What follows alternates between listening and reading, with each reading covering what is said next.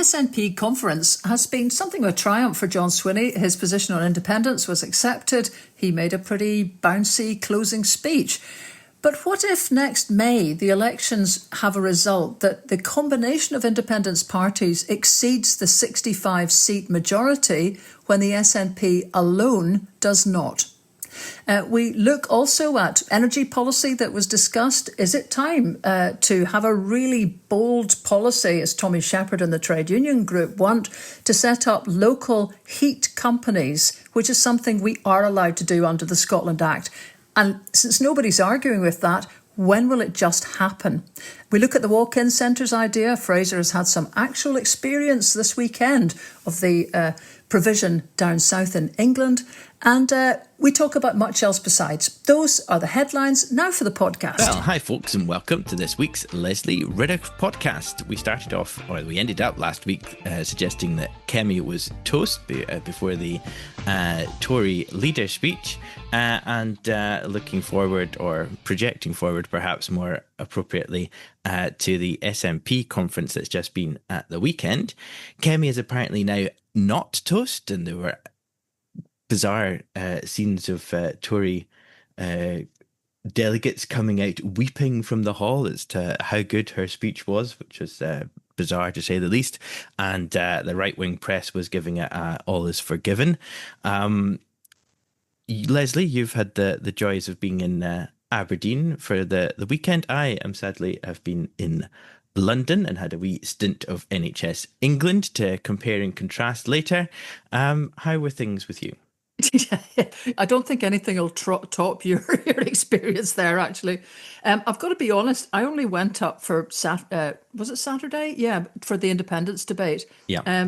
Mostly, I've got to say, travelling into Aberdeen by bus was, I mean, I know this is the smallest of things, right? But what the hell?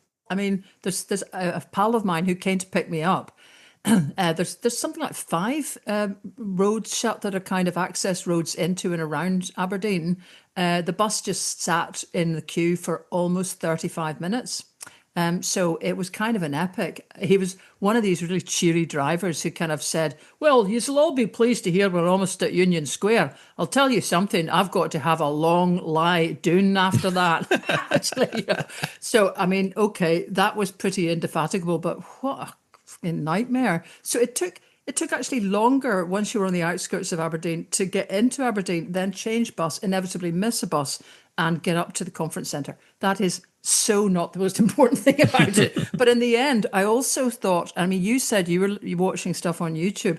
To be honest, I've got notes of what was said in the debates on YouTube and some of the speeches. And it's funny, when you're sitting in the hall, you definitely get a groove. You know, you get a feeling of where people are with things. You can see the responses to questions and amendments and speeches and so on. That's true. But I mean, your recall and actual sort of, detail of what was said, almost zilch, I'm afraid to say. However, sitting through the independence debate, there's a kind of immediate outcome, which is John Swinney won.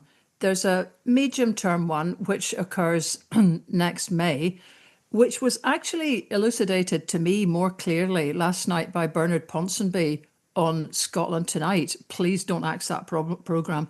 When he said, well, look, here's the deal. I mean, now that Swinney's kind of saying the only way that would be recognition of a case for another independence referendum, and okay, there's all sorts of critiques that you can make on the sentence I've just uttered so far, including one by your ex-boss, Mr. Fraser.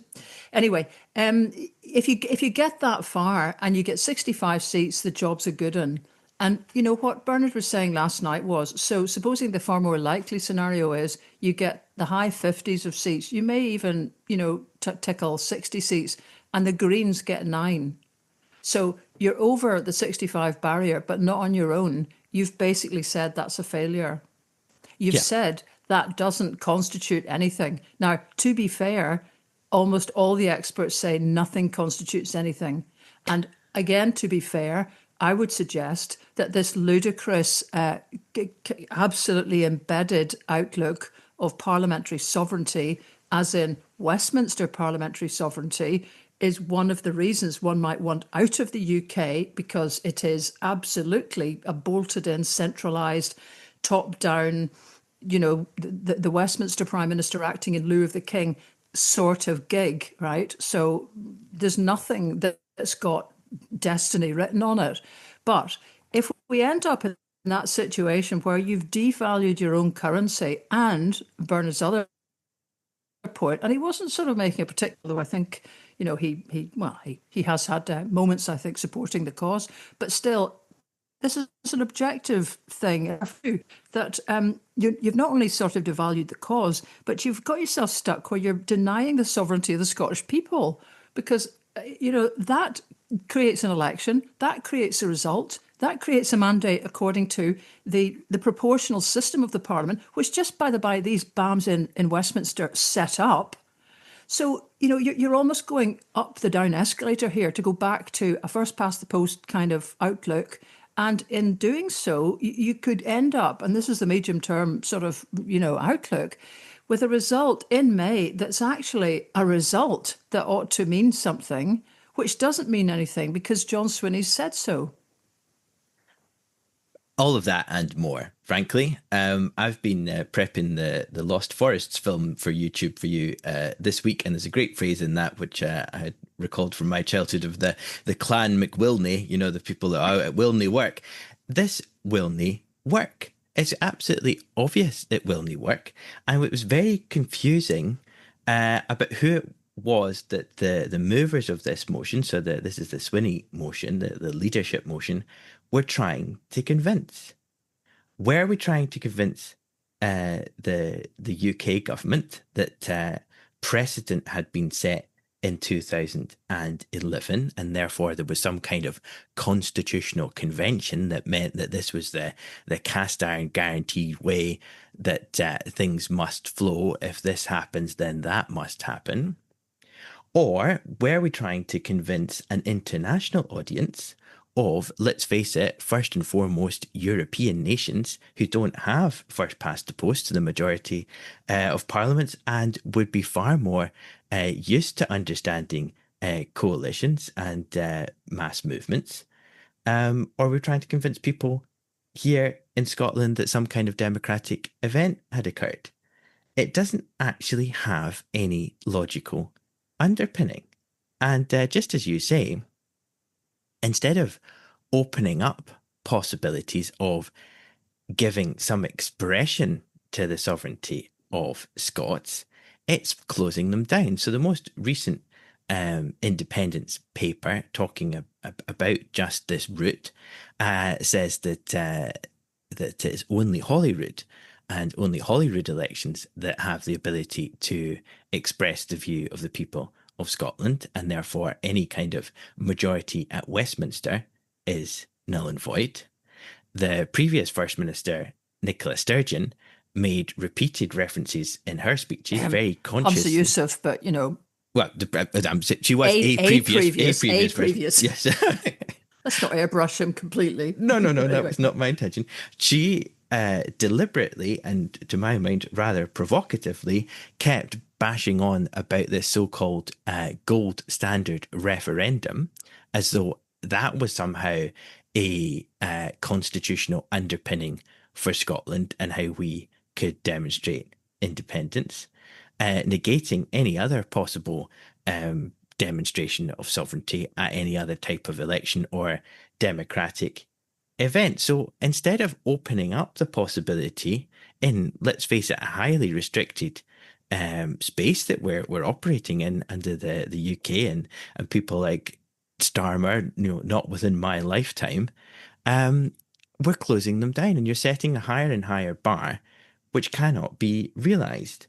And Keith Brown, in his backing for this motion, said that the civic movement would start tomorrow. If it didn't feel like it was some part of kind of pre-planned activity that we've been leading up to. This is already SNP party policy. So why is it not started last month? Why was it not started in the spring?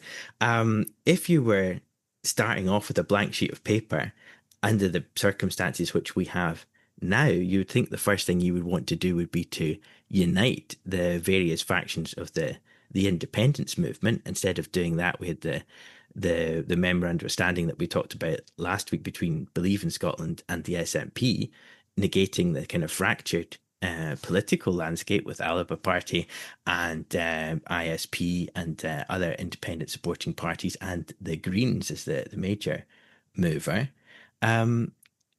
That hasn't happened. We're not having a broad-based yes campaign, and we're not having a broad-based electoral strategy. So it just was a complete guddle. We also had, I think it was Mary McCallan, I saw when I was flicking through the newspapers, again, had been talking about this idea of this being a constitutional convention, and therefore it had to be respected. There was a lawyer who spoke in support of the motion and against the Graham McCormick amendment, who said that, again, that this was a kind of legal route, and it was the best and most legal way in which it could be I am demonstrated, looking at the very words wrong. on that. Right. It was Anne Faulds, and this was a pivotal moment, I think, in the debate, because actually Graham wasn't the mover of it. It was Derek Pretswell, who you will spot from the film is also an ecologist but very active in Oban Branch, and has actually been, I think, flat out ill for about a week. But anyway, rustled himself up, and delivered a fine speech. But the problem with it was, I think, with both of them, everyone got quite sort of emotive about the urgency and the need for independence. But it comes down to, just quite specifically, there will be a result in May. Now, there's nothing you can nail onto the Westminster government. There just isn't. And so the question then is, it's got to be a political move that begins to increase support. And it's hard. It's very hard to do all of this where you can't see, it's like climbing a mountain when you don't know that there's a summit. You don't know where it is. It's like a series of false summits. Your legs get pretty blooming heavy once you can't see even the vestige of something that you're aiming at. So for everybody, this is a difficult one. And yet we will be in May. This will happen. It will happen that there is a result. And it could happen that there is a result which, in anybody else's ability to, as it were, spin it, or say it. I mean, it's a blooming result, right? Would be a triumph for independent supporting parties. I mean, there was also moves to get everybody to kind of put the same bit on the front of their manifesto. And if I'd had a chance to speak to John Swinney, I would have asked him the question I asked him, I think, around before the Westminster election, when I did ask him if he would copy what Humza Yousaf committed to, which is independence, page 1, line 1. And he didn't. Now, maybe he's, he looks like a guy who's had several cans of Red Bull. Got to say, he was kind of definitely cooking on gas. But it's still not clear, despite a conference that actually did mention independence, and he did far, far more than I think any other leader, except possibly that period with Humza. And still, it's not clear where he is on the priority given to independence within the election. And so this person that came up and spoke was Anne Faulds. She was a planning lawyer.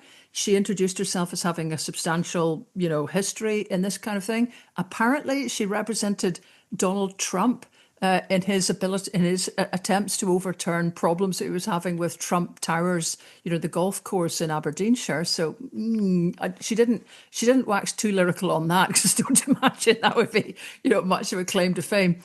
But she said the devolved government would have strong grounds to overturn any refusal to give another referendum in a judicial review, because of the precedent in which the 2014 referendum happened after the party won a majority in 2011. And later in his summing up, John Swinney referenced back to Anne Faulds and said, that is absolutely fabulous legal advice. So that was what that swung a lot of people, because that did feel in the hall like that is probably as good as you get. Now, everybody has kind of pulled limbs off that, including Joanna, who actually tweeted, "Oh, for heaven's sake," what a restrained woman she is these days. The Supreme Gosh darn it. Yes, one of those ones. The Supreme Court held that constitutional conventions are non-justiciable back in 2017, brackets Miller 1. That's the Gina Miller case, I imagine. Yes, so this is the first Miller case. despite the Lord Advocate's submissions to the contrary. This sort of back of the envelope nonsense damages the independence cause.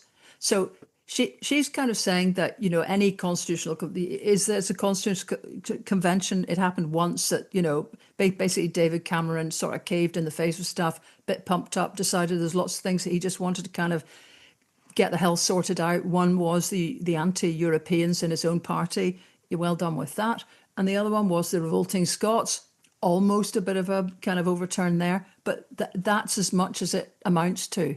I suppose the other side of it, though, my problem still is, in May, are you going to get a result which you have already, I'm afraid, the SNP painted as a failure because you don't get 65? Now, I suppose there's the kind of outside possibility that everybody does their dinger and, you know, throws themselves into it. And you get, I mean, if you did get 65, that would be, I mean, let's face it, we're sitting in a world where we've been taking arms and legs off Donald Trump. And my God, he has actually managed to shift things with a lot of other people in the background. And it's just a ceasefire, not a peace process yet. But still, things can happen. So I suppose there's that possibility. But you've basically factored in, you've closed down the much more likely democratic precedent, which is that folk together creating a majority should mean something. And it seems like we've sort of given up on that now. Yes. And how do you then go from where we are here to some other form of democratic expression? How do you then say, well, 65 didn't work, so we're now looking to 2031 or the next Westminster election, because there's actually at large an overwhelming support in the country for independence. So, you know, if the current polling moves from around the 50s and becomes more solidified and generates a higher and stronger and deeper support for independence, how do you actually demonstrate that? You wait another 5 years.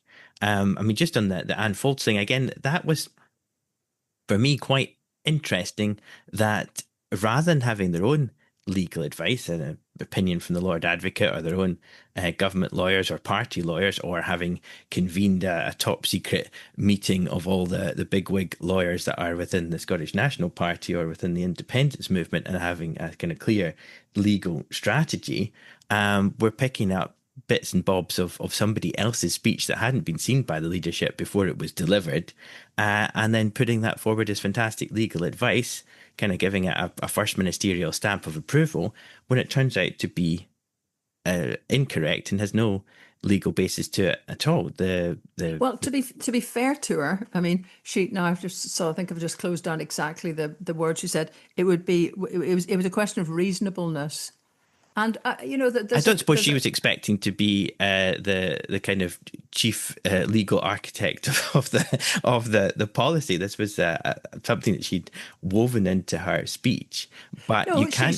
She made a case of, look, the last, to be fair to her, she said, look, the last times that we have had essentially the normal mandate for a kind of parliament like this, which is that the independence parties have had a majority, it hasn't triggered a Section 30 order.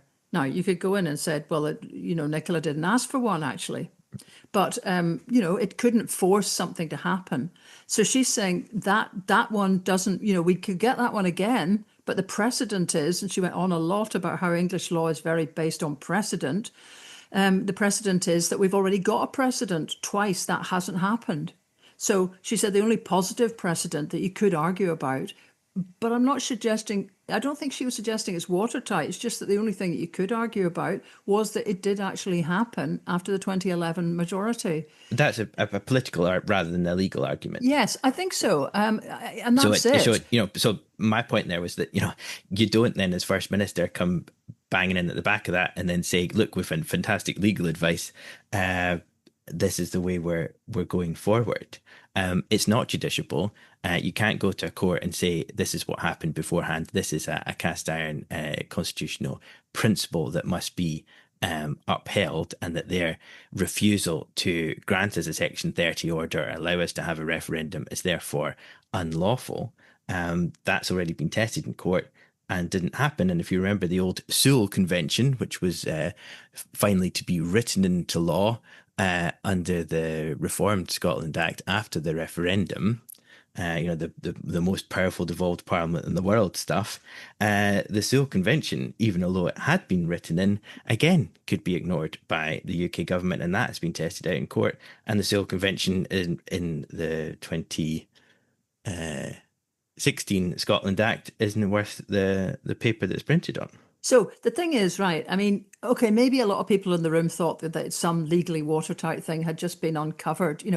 I kind of him a doots, to be honest. I mean, I think most of us realise there's no Santa, really. Yep. But there was a bit at the end of it where Swinney basically, the amendment proposers had basically said, there would still be a dead end if there was an SNP victory in 2026. And he said, nobody knows what tactics I'm going to employ if the SNP wins more than 65 seats.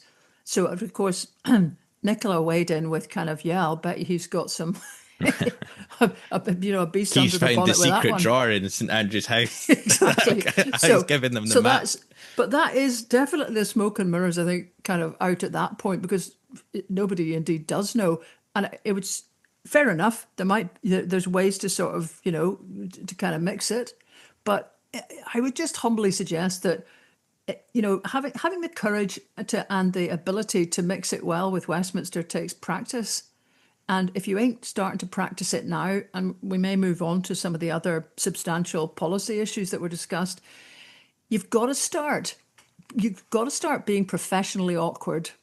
As professionally awkward as you can get without being closed down, and inviting even perhaps challenge on things that people really care about.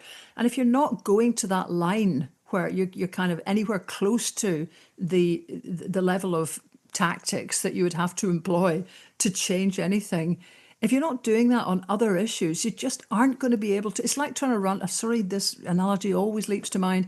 Running for the bus when you haven't basically done more than a kind of, vague stretch in the last 10 years. It's going to hurt. It's going to be clumsy. It's not going to look good. And you better hope that somebody's on the bus with a hand extended to pod you on. So, this is why the other issues really matter. Because the independence argument is only as good as the rest of the stuff that you're willing to enact within Scotland.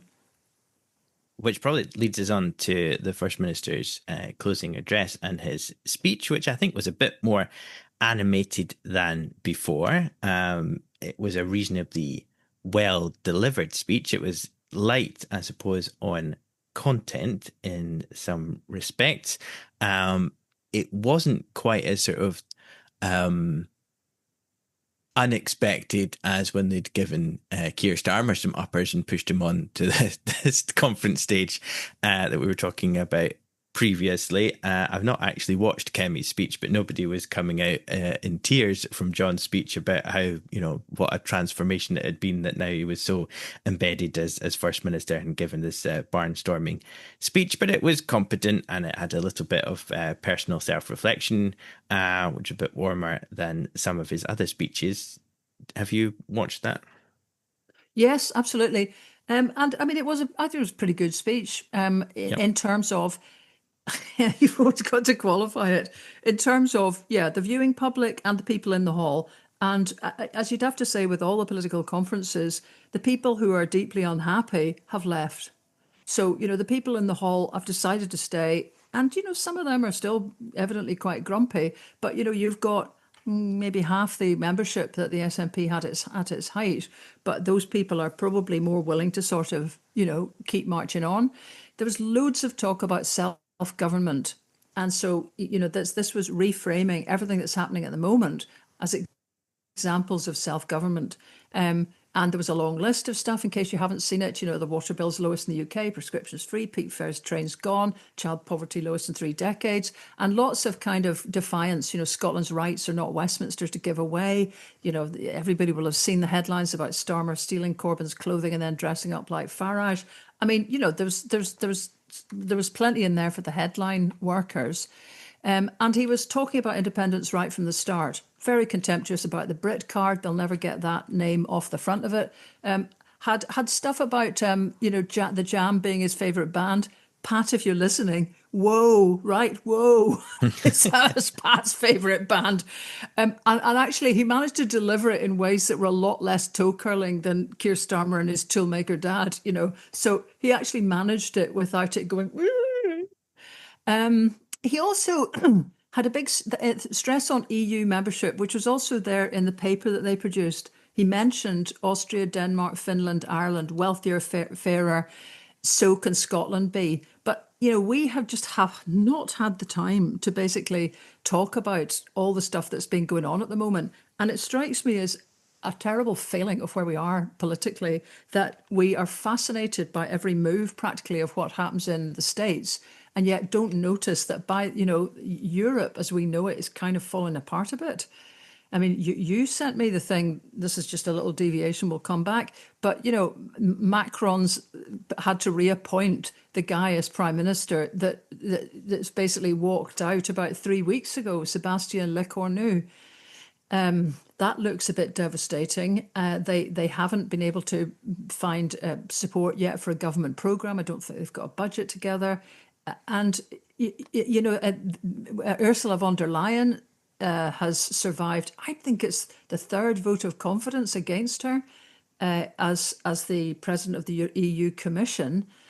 If France falls to pieces, that is the EU I'm not saying that's game over at all, but it's a total meltdown of one of the major, France and Germany are the big building blocks of the EU. And if they end up with going, far right, with the far right taking over in France, that is all bets off for even French membership of the EU potentially. And of course, at the same time, there's been elections in Czechia and various places with far right people who are pretty anti-EU getting elected. So, I mean, all of us here still go EU. Yep, they're a better bunch of people than the UK. If you've got to be in a club, it's probably a better club to be in. There's some people who want to be in the EFTA club. The only way EFTA really works for you, however, is to be able to access the single market of the EU. The way you do that is via a treaty called the EEA. That has to be approved by all the members of the EU. So in the end, strikes me, you do come back to the same point, which is you need to get approval from all the EU dudes. But the EU is kind of, it is having its problems at the moment, which is just by the by, part of the speech just touched on the EU is just a good thing. And, arguably it probably is. He talked about Starmer. He was contrasting Starmer's kind of Island of Strangers speech and said, so the Scots would look at the same situation as a continent of friends. So, he was using the European side of it to kind of just stress a different outlook. And obviously people will know he really made, huge commitments to refugees, asylum seekers are welcome. All that stuff was reiterated. But the bits that people will probably focus on are the walk-in clinics, of which you may have some insight, and the idea of sponsoring care worker visas after Labour has essentially banned them. Yeah, I mean, I thought the response to the walk-in clinics was a little bit muted to begin with, and then it was almost as if the kind of room realised that was going to be the big announcement, and then kind of came in with a sort of delayed whoop whoop. And I did wonder whether this is a kind of salient problem for the majority of people. Now, there obviously are issues with people getting GP appointments, and there are Doctors' Union was out this morning lamenting the fact that the number of GPs is still down from the number that it was in 2019, although up a little bit last year, thanks to the Scottish Government recruitment. There are other problems in terms of capital spend for repairing GP surgeries, and there's a pause on capital spend and money issued by the Scottish Government for capital spend for refurbishment. So, who is that really hitting in terms of people who can't get GP appointments? It's not something that I've personally experienced anywhere where I lived. when we lived in Edinburgh, I never had a problem getting a GP appointment. Of course, I'm one of these people that don't really go to their GP until they need it. That sounds a bit, I was going to say Irish there, but that's what most people are. But you're not a regular GP user, so I suppose this was potentially targeted at sort of more younger to middle-aged people who are kind of generally fit and healthy, and then have a health problem and want to see their GP quickly. But I've, I think I my would parents live in an rarely island; they don't disagree have with you, problem getting a Fraser. GP. I think this probably, I heard quite a kind of in the room, and quite a number of unionist commentators were sort of saying, God, what does it come to that people are almost fainting in the aisles at the prospect of something that already works in England? Yeah, for 20 So years or something. pretty rapidly, this then became a discussion about the level of things you have to become expert in to make sense of any of this. Anyway, there are urgent treatment centres in England. They've been going for quite some time. People are kind of, sort of saying, yeah, but this is GP-led ones, and those are, the weird kind of health trusts, some of which are run by Virgin, private company led. But still, an urgent treatment centre is a centre type of thing, and being able to walk in, that's the idea. Since then, everybody has, as you say, been out. BMA is kind of saying it's so hard to recruit GPs, and the day job, just what we're trying to struggle with is the thing that you really need to focus on. I haven't had enough time to look at this. I can remember doing something some time ago about the proposal to start creating salaried doctors and GPs, because it seems part of the problem is you can grow a doctor if you like, but that doctor then has to be able to set up as a practice. They're a small company. So they have to recruit, hire people, keep the whole show on the road. That's the thing of a GP. That's what makes a GP practice work. So it could be that this is what the Scottish Government had looked at a wee while ago, which was salaried GPs that just get, and lots of GPs, who knows how many, but I have had a lot more contact with the health service than you, my dear, for all sorts of things. But, there are people who just would like to just get a paid and go home, and not be responsible for the upkeep stuff, the boiler going bust, all of that. There are other people that feel there's quite a lot of money to be made from actually running that as a small business. So fa kens, if that is a proposal to just have walk-in clinics with salaried GPs, that might work, but by gum, that needs to be visible. You need to have heard amongst your homies that somebody's actually got to one of these 15, and there's just going to be one kind of coming up soon. It's not going to change the perception of stuff, and it just takes people having the same experience that they can't even get through to GPs sometimes. I never have that problem either. I have a brilliant GP practice, but and I do keep saying this because anecdote drives a lot of this. People always complain about things that are awful, and it's not to gainsay their experience. It's just that you never say when your experience is great. So, the one it's person on that note, the anecdote central here. Right. The tinier of the two small Thompsons has a great passion for whacking his head off things. It's one of his sort of main sort of pastimes in life is to bump his head. So a few months ago, he tripped over and whacked his head off a pavement and pushed his glasses into his eyebrow and had a very nice long cut across his eyebrow. It was just a cut. We got out with the old spray plaster, which is a fantastic invention if anybody hasn't come across it, and glued it shut.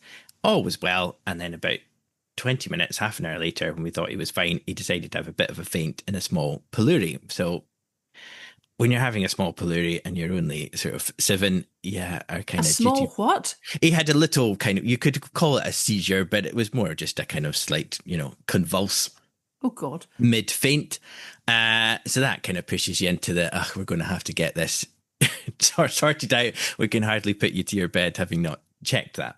Anyway, long story short, he through NHS 24, then to sick kids in Edinburgh, triaged, waited about for quite a while because there were people more exciting than him ahead of time, and he kept saying things like, but why has she gone before me? And I said, well, if you were a doctor and you had a girl, writhing in agony with abdominal pains and a little boy with a wee cut in his eyebrow. Who would you think was most important?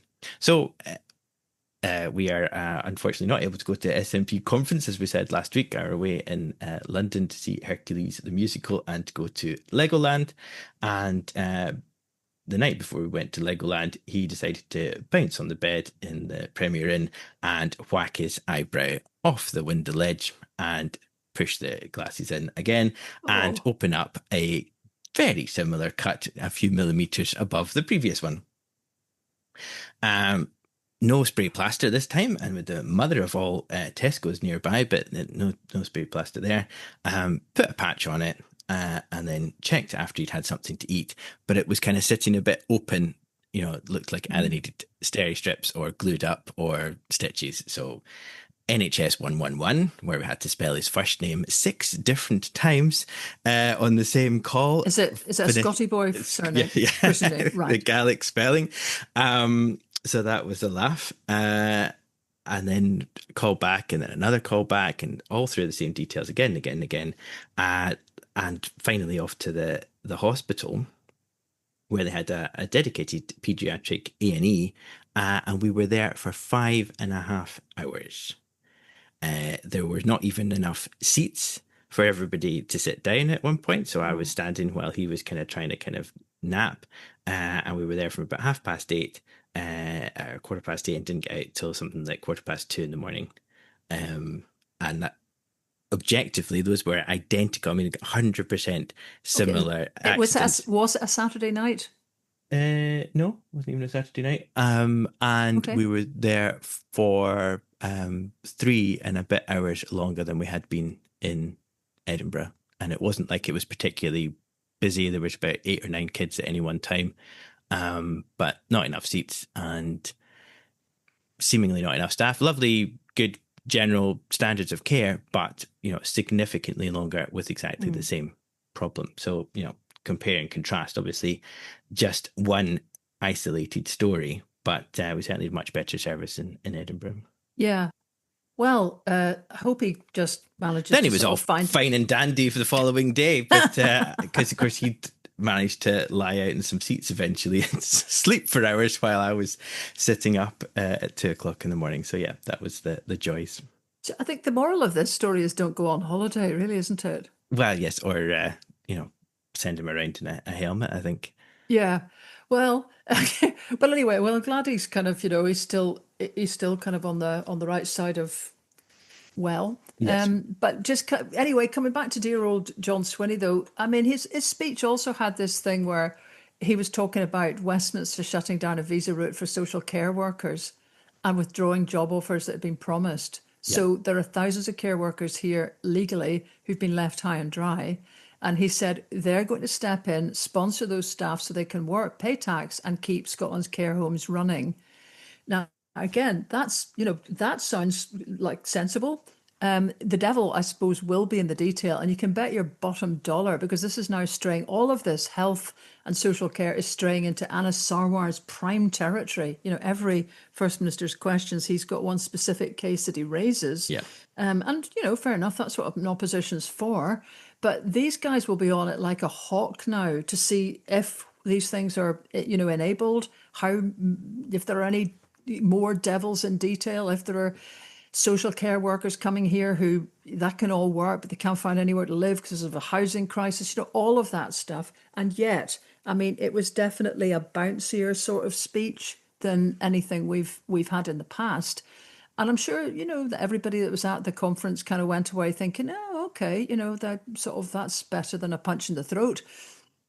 Whether they'll be back in Aberdeen again, I hear predictions every year that Aberdeen Conference Centre is now too big. I mean, it's now a smaller venue within that, the P&J Live Arena that they use. I've got to say it was absolutely full, for the independence debate and for the Swinney speech. There was probably about 12 seats in a whole 1,000-something arena vacant. But that would also tell you that it just needs an emphasis on the things that people really care about. And because I really care about this, I want to talk about the motion that I thought really was a zinger. Yeah, just before we come to that, Yes, I mean, I think there was certainly a much greater degree of confidence. There's been a slight rebound in the polls, although, as we said before, a lot of that is because of the fracturing of the Labour and the death of the Conservative vote to reform. I mean, it was very light on announcements. I think that reflects really the fact that we're at the end of the Parliament and we're the lead up to an election period. So you can't really be, we wouldn't expect to hear a lot of government announcements that might otherwise be kind of eye catching things that would go into the manifesto. But there were points of it, for example, it was talking about resources and Scotland's resources, and devote all of our resources to transforming the lives of people in Scotland, where our immense energy wealth puts money into people's pockets and not into the coffers of Westminster's treasury or the offshore bank account of billionaires. I was expecting at that point, and that's today, conference why I announced ... that we're going to be having a transformational plan for Scottish timber, or we're going to be having as you say, an energy company. But there was none of that. So that leads us in, I think, to the energy debate, and you were quite taken by Tommy Sheppard's speech. Well, yeah, actually, it was it was the SNP Trade UInion Group. Tommy was proposing it. I mean, there wasn't any sort of real argument about it. This is the unfortunate thing about some debates, that unless you've got people amending it or opposing it or referring it back or whatever, you end up just with one or two, everybody agrees, and then, it gets passed and everyone goes home. And whether or not the SNP paying the blindest bit of attention, fuck ends. But anyway, Tommy's motion was basically a couple of things. I mean, he's saying, he started off by saying there will be a tenfold increase in offshore wind. So where there have been 10 offshore turbines, there will be 100. Where there's 100, there will be 1,000. It's a lot. It's a massive increase. It's an industrial possibility, opportunity. But as things stand at the moment, there will be more, almost zilch for Scotland. So he was trying to kind of shake people awake a bit. And of course, that was exactly what the wind farm film was also trying to do, because people are not happy with the lack of control local communities have over that. So he's suggesting, one, having equity stakes in wind renewable energy projects via the Scottish National Investment Bank, with trade union recognition as a standard. And pretty much everybody seems to go, yep, that's a good one. Having appropriate term limits and break clauses in contracts and leases with overseas investors. Now, it seems from speaking to John Proctor from the Energy for Scotland group, that's kind of, it's fine to have renegotiate contracts and so on, but it's quite hard to say that there's anything the Scottish government can do about that, because basically all those contracts are devised by Westminster, and it's hard to see until independence how we can swing in, is my understanding. 3 is focusing investment on local supply chains across transport, energy, construction, housing, all of that. Yes. And then with the small sentence here, with the priority of meeting climate targets through public sector-led retrofitting. Now, everyone who just skipped over that, how boring is that? That is really key. Again, John points out that Ed Miliband, he feels, should be whacked out of the head really, really hard for the appalling mess that's been made of this business of retrofitting. That's basically cladding and properly insulating and whatever homes, so that our homes aren't the leaky old bears they are at the moment, which means that every effort you make to go green in your energy sort of production is lost in heating that's just going literally out the window. So John points out that this was done by Ed Miliband. He decided that the energy generators would fit energy efficiency measures, and they just have been terrible about it. I mean, this was a function of the Thatcher decision to sort of essentially privatise energy that has never been contradicted by any Labour government. Gordon Brown equally could have decided with smart meters to take it off those companies and have one organised public body that just did it for everybody. But no, it had to go through all the kind of rigmarole that you now understand today of having electricity generators who hardly care about this going through the paces. John points out that as a result of this mixter-maxter kind of half-arsed way of doing things. Councils ended up not knowing which properties did or did not have cavity wall insulation.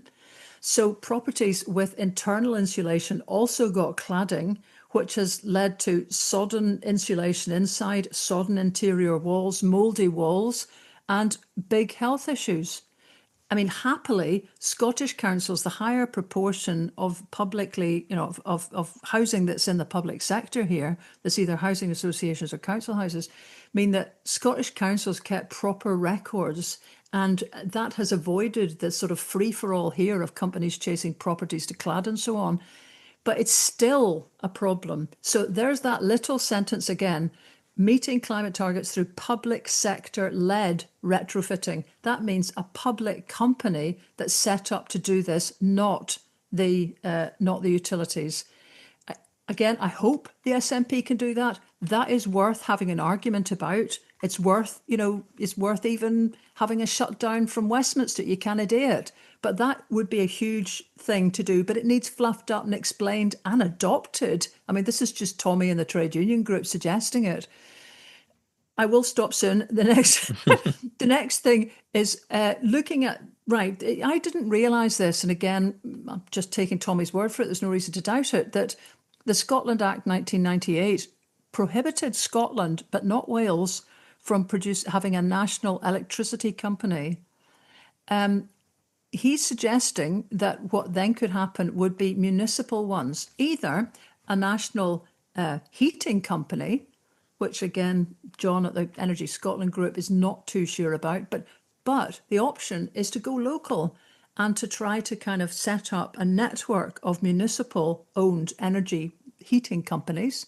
There's nothing wrong with that. And in fact, if you look across to the Nordics or whatever, most in Sweden, there's 92 local energy companies which are all run by the local councils. That might, for a lot of people who run local councils, they might think, God, we can hardly do what we're doing at the moment. But on the other hand, it also accentuates a reason for people to have any belief and faith in their local dimension, because it's giving them one of the most important things that they need, which is heat. So there's a good one to be looking at. There's a lot more besides, but that I thought was kind of a pretty interesting set of proposals. The thing that Energy for Scotland are saying is that they don't want to take control of physical assets. They just want to take over the licensing. So their proposal is that on day 2 of independence, Scotland would pass the Scottish Energy Act, which would set up a Scottish Independent Regulator for Energy and Networks, which acronym is SIREN. You'll remember that one. To take over the work of the Gas and Electricity Market Authority, the UK regulator Ofgem, and basically renegotiate all the contracts for difference. All this stuff gets renegotiated then. So you get more income, it gets fairer, you insert equity stakes from the government or from local business. You can do what you think is right then and enforce more of a social, back to having a social remit for energy. But I mean, this is, really the settled will of the SNP conference, and I don't think you would find much opposition elsewhere to have local heating companies and to get around any, legal arguments against Scotland having a nationalised energy generating company. And that has been argued long and weary by a whole host of people, including Comet Wheel, I think. Indeed. And looking at things like, I think it comes from the fact that local authorities back in the day were running coal gas and have never lost these powers. And of course, all our local authorities would then cooperate together with each other on the kind of technical bits or, hard questions. And you can have generating assets on local authority land. And a bit like you exposed with the wind film, people are not against these generating assets. They're just not very happy about having no say about them and the fact that they don't feel that it benefits them in any fashion. Yeah. Does he wander you into the territory that, Kate Forbes gave a valedictory speech which got picked up because she was basically saying that England is trying to make Scotland like England about stuff, which is mostly like the merger of councils to create these metro mayors. This then got taken up with a kind of real, oh my God, kind of response from Douglas Alexander, suggesting that, if you're not sort of pro-independence, you're not regarded as properly Scottish, which I think is a real twist of, really, she just wasn't saying that, but still, that got a bit of mileage. But nonetheless, Kate was actually, in her last bit, was sort of saying, cheerio to all the beautiful places she has represented. And seriously, when you listen to the extent of her constituency, it is crazy. And that is basically still the problem with the Highlands. I'm sorry to keep saying it. It's the size of a country. So the problem could well be you could have a Highland-run kind of municipal energy company, but it would still be representing people from Kingussie. And if you don't know your Scottish geography, just get up and about, folks. But Kingussie, which is, kind of down the A9 a bit from Inverness, right across to Skye and up to, quite northern parts of the Highlands. And that's just not okay. So I still think no. we've got And as I've said before, that. your constituents immediately resent you because you didn't come to the whatever it was summer fete, and you're like, well, actually, I've done 19 summer fates in the last 14 days. Well, you've not been here. And it's just impossible to be all places at all Indeed. times. Although, just not to conflate everything, obviously, Kate's in a Holyrood election mode, kind of huge constituency. Highland Council is just a huge council that the Scottish government could change. Yes. But there was a great response actually to Tommy's speech from a guy, Peter Henderson, who modestly said he was a Director General of Customs and Excise, which fairly made everybody sit up. And he said, I've prosecuted loads of major companies. So he says, don't take their advice. And he was suggesting that's who's in advising the SNP is the big companies. And his payoff line was great. He said, Scotland invented the modern world. Don't say we can't do it again. Now, it's that sort of, you want to get that kind of thing. Oh, we're engineers. We can organise stuff.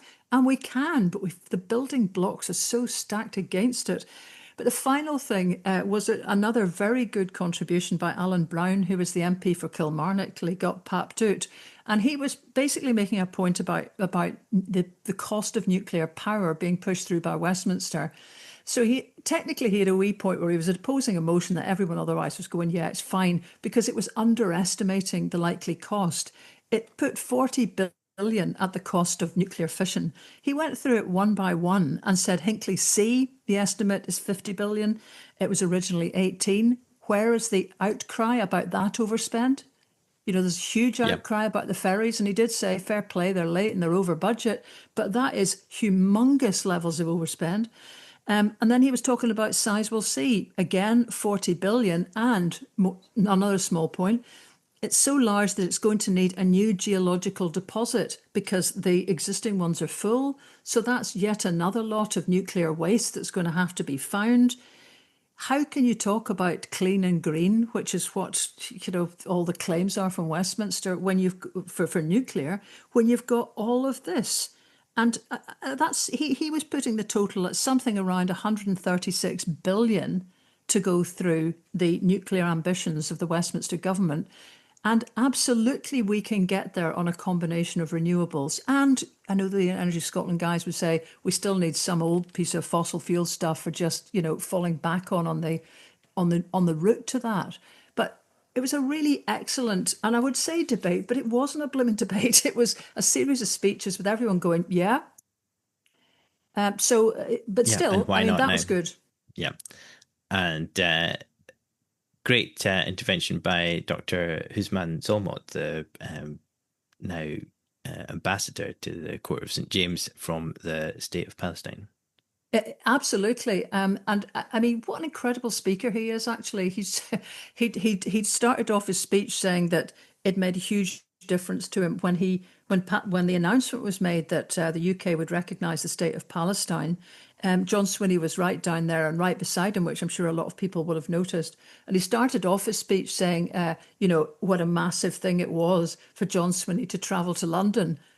And there was just a pause and everybody laughed because basically, this is an SNP conference, so having to go down the road basically is never, as cheery as you might want. And he just sort of, he realized what he'd said and he just caught it and he said, I didn't mean like that.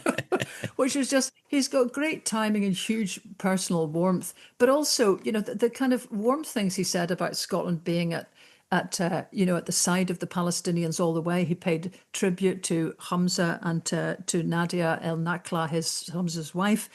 It was really a warm thing, and I suppose it made everybody feel good about themselves. Noticeably, when he was going through all the countries, he was talking about friends in Wales, Ireland, Scotland, and he didn't mention England, but he did say in the end, Britain. So it was a kind of moving moment, although clearly we're just kind of halfway along a process with that, and we've all witnessed what's happened in the last day or two. Yes, I mean, it's been great to see the acceptance of the outline peace plan. Although even today, I think there are 5 Palestinians killed by Israelis, and Craig Murray's been documenting all of the attacks on Lebanon that have happened subsequent to the ceasefire. So there's a long way to go, and there's obviously a lot of concern and contention about how the Israeli withdrawal will happen under this plan and whether it will ever actually be fully realised. But there's been significant relief all round at the sort of nascent peace that's developing. Yeah, although I mean, there's been some tremendous work as ever done by Channel 4, but they've interviewed Gershon Baskin, who's a tremendous commentator, very succinct, very clear-eyed about it. He's an Israeli that supports a Palestinian state as the only way to protect Israel's future. And he said, quite controversially, all of this could have happened a year ago if Joe Biden had pushed it and had pushed Netanyahu. Exactly all of this was on the table, which kind of, is agonizing to think. And it's a strange one. I mean, all of us that essentially oppose President Trump are stuck with the fact that he has finally managed to lever something. You'd have to say it looks like it was Israel bombing Hamas in Qatar. Trump and has got huge ambitions to do lots of deals with the Arab states, and that Qatar was one of the ones that he wants to do more with. So it looks as if, ironically, now who knows, it was that. Never mind the hundreds, the thousands of people being killed on a monthly basis in Gaza, but it looks like Israel finally overstepped the mark by that bombing, which, if you remember, when Netanyahu turned up in America, the first thing Trump did was make him phone the Qataris and apologise. And we may all have sort of just shrugged that off because whatever. But that is him trying to build bridges, because there's a guy who wants to do deals. He always does. Also, But it's a one sort of do as you're thing told moment yes, between Trump and but a very Netanyahu. Yeah. specific piece of instruction. That's the direction of travel for him. Lots of people commenting as well that it all depends on how much he can be made to stick with this particular task. I mean, we've seen his attention has moved so much. Even 2-3 weeks ago, it was basically Ukraine, and that one seems to have failed. So he's kind of moved on, and there's so many difficult parts in what will follow here that you can only say it's a possibility. And of course, just as you say, not just that there's been the problems with the Lebanon, but the settlers taking over Palestinian Yeah. territory in the West Bank is a massive, massive problem. And because perhaps a bigger thing is, because it looks like it's all over now, this is all resolution and Happy Valley, the level of reporting of what's going on could well drop considerably. And in fact, that's something that Hussam Zomlot mentioned at the conference. He said, some may now ask, the genocide has ended, the guns are silent, isn't the work done? And he says, no, it's not, because our struggle is not about stopping bombs. It's about ensuring the genocide never happens again. And, the business of setting up a state is not an easy one. So all of that sort of still sits to be done. Yes, I mean, part of me does wonder optimistically if this, bizarre governing junta that's going to be put in the international team will hopefully struggle in some respects to disregard the settler violence. If you've got a proper mechanism for reporting and dealing with these matters, there will hopefully be, to some degree, slightly more difficult to overlook. It is early days. Obviously, Trump is annoyed he didn't get the Nobel Peace Prize, although it looks like he's a hot favourite for next year. Well, as you say, just before we move on, though, there was something that when I was sort of thinking about all this and just having to take it on the chin that Donald Trump has actually landed a bit of a result here, it reminded me of something someone said a long time ago, actually, about the only people who could have basically ended the empire were the Tories. And I looked back at this, and actually, people might remember of the Wind of Change speech, which was made by Harold Macmillan, Tory, in 1960 in Cape Town, which was the beginning pretty much of decolonisation. I mean, there'd been a bit of that happening when Labour was in power in the 1940s to 1951.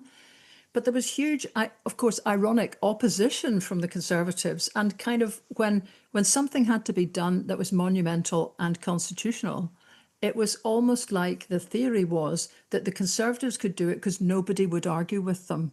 They were already occupying the space that anybody who would likely oppose this came from. And so he did get some pushback initially from that, where he had a quote in that speech saying the wind of change is blowing through this continent. Whether we like it or not, the growth of national consciousness is a political fact. There you are, 1960, a long time ago. You'd wonder if anybody would ever use it in this context in the United Kingdom. But I wonder, if that's what it is. I mean, not only was Donald Trump so mercurial, unpredictable, vindictive, the same sort of out there, over the top personality, absolutely, literally gunning for his own personal interests as Netanyahu. So, there was evidence there that there was a kind of arm wrestling competition that once he engaged on it was going to happen. Or whether it was just as soon as the right get involved in stuff like this, the left are not going to argue. And who knows if Kamala Harris had won, what would have happened? I seriously don't know. Perhaps it's not even worth speculating about.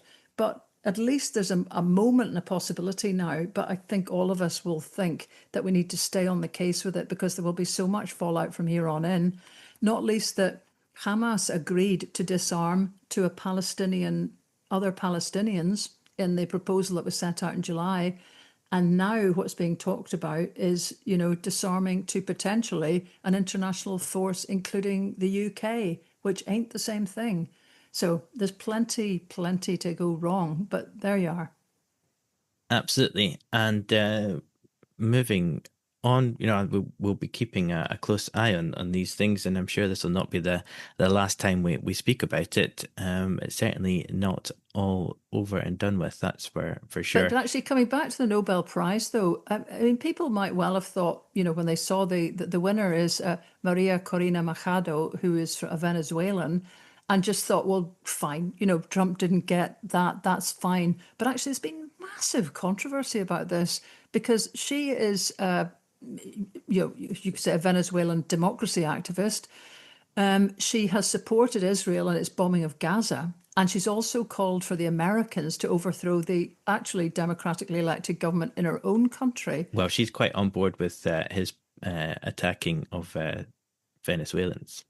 Yes. So, there's an awful lot of people. The Venezuelan government has now closed its embassy in Norway, where the Peace Prize is handed out in Oslo. It's the only Nobel Prize that is actually handed out in Norway, not Sweden. Nobel was Swedish, because of the Norwegians' constant kind of work for peace. But it just seems to have appalled an awful lot of people that such a, let's just be charitable, at least divisive person has been given this, accolade. She actually posted stuff where she said in the past, and this is dear old social media for you, because you can't escape this stuff. She said, the struggle of Venezuela is the struggle of Israel. Then she called Israel a genuine ally of freedom. And she said that she would move the Venezuelan embassy to Jerusalem, like the Americans, Yeah. if she came to power. And then once it seems that Trump was quite grumpy about the fact he didn't get the gong, she has now dedicated her Nobel to Donald Trump. So a lot of people asking if the guys, they are older people that are sitting in Norway cogitating about these things, need a bit of a livener. Yes. And you were at a Women Against the Far Right event last week. What was the update Yes, from that? yes, I completely forgot to mention it. It was actually very impressive.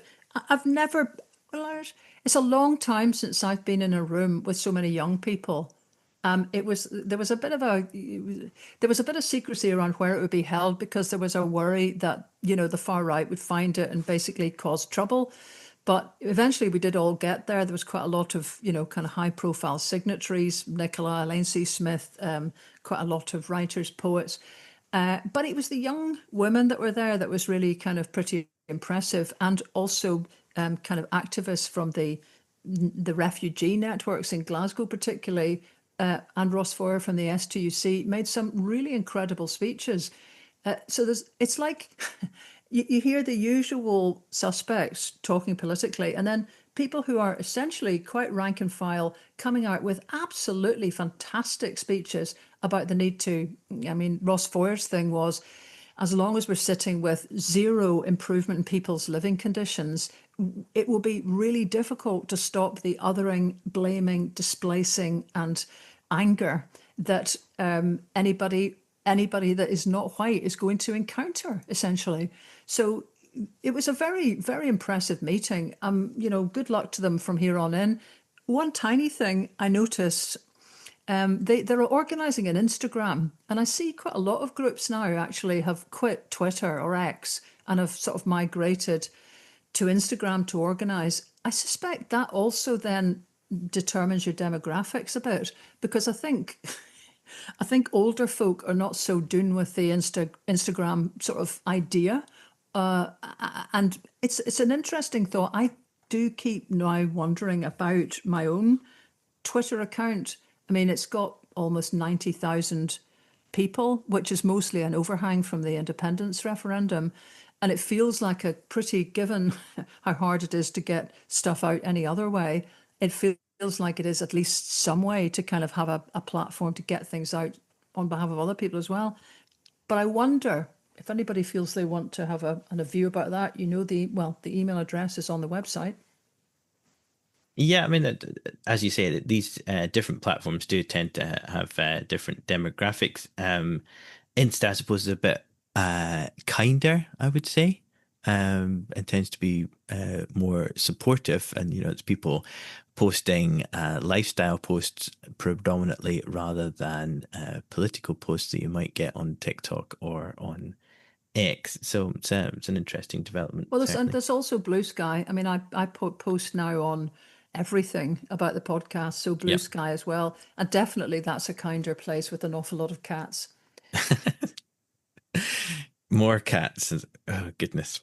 Well, I think we've covered quite a lot. It was obviously an action-packed agenda with all the different aspects of the SNP conference. And as the Jam would say, that's entertainment. I think it was definitely one for a subset of the troops, but by no means could it be described as a pivotal moment to bring together the whole of the independence movement.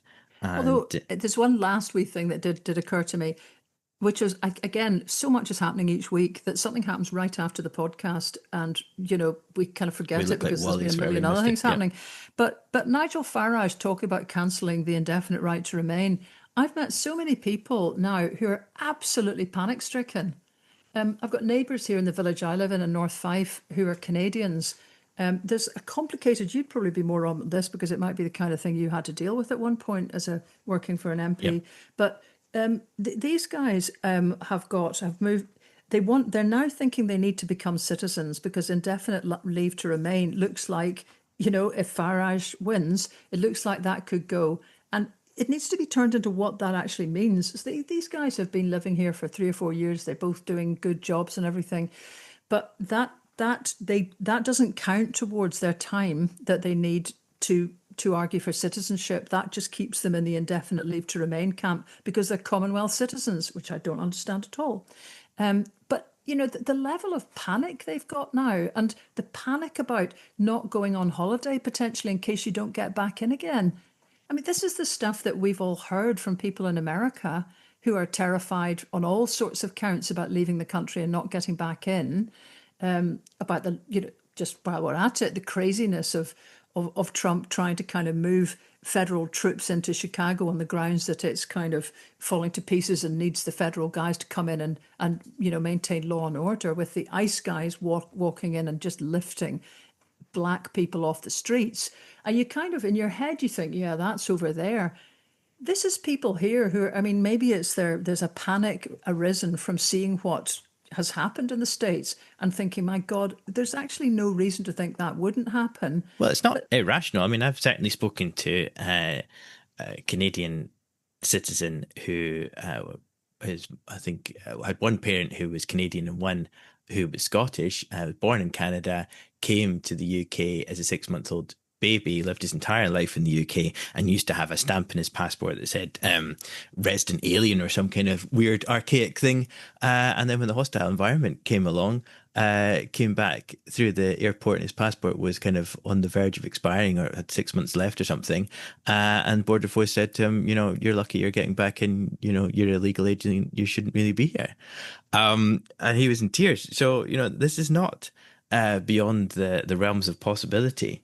But I do hope that that's where the reform and the Faragists come unstuck. These become, as I said last week or the week before, it goes from being kind of nebulous blob of people coming on dinghies to people who have come here on proper legal routes, made an application to be a doctor or a care home worker or a IT worker or some other kind of visa application, and then they're being hoofed off. And it takes it from the abstract into the person that you see in the village or the person who looks after your mum in the care home, and is really not something that we want to see in Scotland. I don't think there's support for that in Scotland, despite some of the anti-immigrant protests that we've seen recently. And I think that was one of the strongest parts of Swinney's speech. Yeah. I'm also feeling the need to do what Pat used to do, which is sort of talking about films and stuff. I haven't been to see a film in a cinema for a very long time. I went to see, I now can't remember the name of it, but it's the Catherine Bigelow film. She was the Hurt Locker director.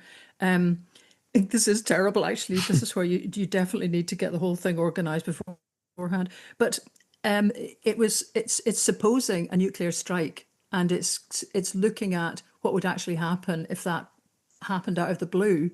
And I suppose it is designed as a sort of cautionary. It comes down to people having personal, emotional reactions to stuff, and it could happen so easily. I've got to say, right, a house of dynamite. Thank you so much. I am completely at odds with the pal I went to see it with. I was bored rigid by it, utterly rigid.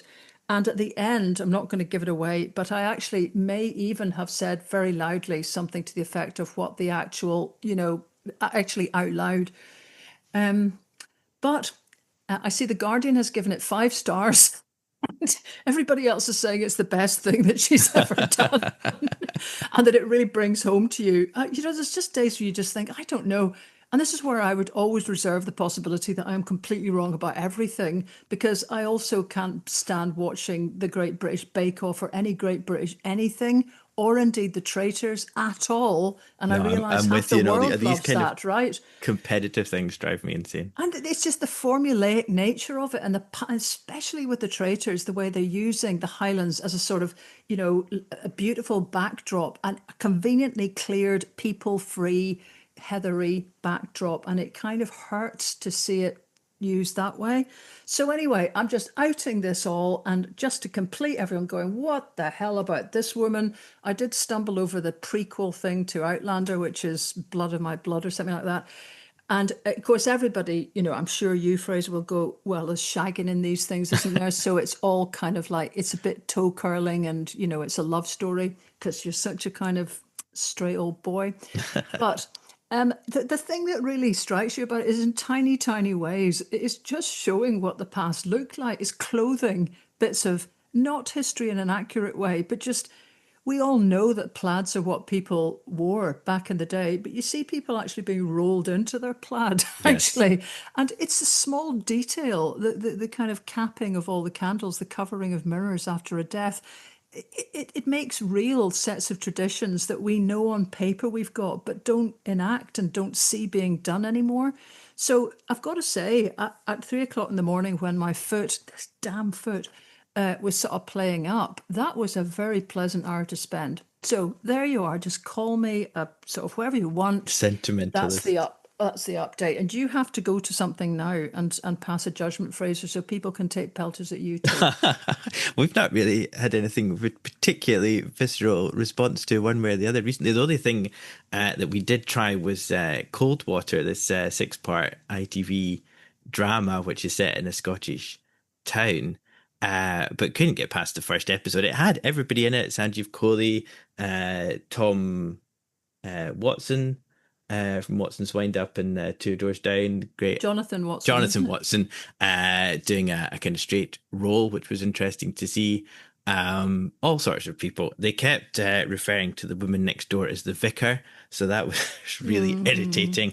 Annie, the main lead character, was supposed to have suffered PTSD after having seen a violent attack in a playground, and that was the kind of really sort of gruesome and very violent opening scene of this attack on this poor woman, and this kind of display of male violence, which he runs away from. But the way it was constructed, it was very bizarre, and it was almost as though he had a pre-existing PTSD, and that had been triggered by the incident in the playground, which, whilst horrible, wasn't so great, and you weren't so invested in him as a character because it started off right at the beginning, that you could understand why he was having this strong PTSD reaction. So I kept expecting at some point in this episode we were going to get the flashback that told you why he had PTSD, but no, it was just this kind of attack in the playground. But just absolute bizarre, quite pappy, and the constant reference to the Scottish cleric next door as the vicar put paid to that, and we couldn't watch into episode 2, and that was it, scrubbed. Right. So your homework for next week is somehow to watch something that you like. Yes, absolutely. Or listen, or anything, Oh yes, definitely. Cultural. And just another little plug for anybody that hasn't seen it already. There's going to be a great night with James Robertson in Dundee if you're anywhere near the parish. Can't suddenly remember the date. I think it's the 20th actually of October. But I've got everybody and their auntie kind of coming along. See, it's the 30th. I knew it was a date with a 0. So it's October the 30th in the Steps Theatre Dundee. We'll put up the link. It'll be great. It will be fantastic. And I had a great time a few months ago at the Testament of Gideon Mac, the Dundee Rep. Well worth it, and just finished the book, which is totally fantastic. So I should say I'm off to Wales you are this off weekend. To Wales. So I'll be speaking at a kind of rally in Rill on Saturday, and then they're showing the Denmark film in Carnarvon. So if you're anywhere around there, say hello or get in touch or whatever, because I will be hobbling about. And back next week. Excellent. Well, as the Jam would say, that's entertainment, and we'll see you next week, folks.